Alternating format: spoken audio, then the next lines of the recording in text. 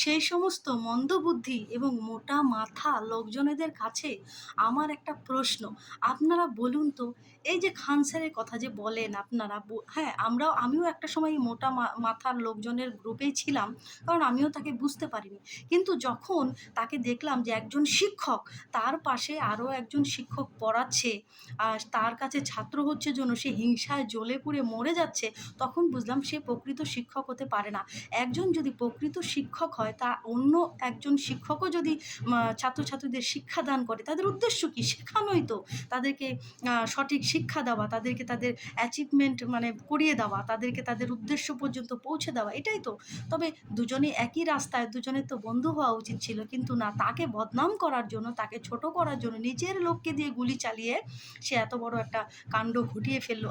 আচ্ছা বলুন তো, হিংসা মনে না থাকলে সে যদি সঠিক ব্যক্তি হতো, তবে কি এত বড় কাজটা করতে পারতো?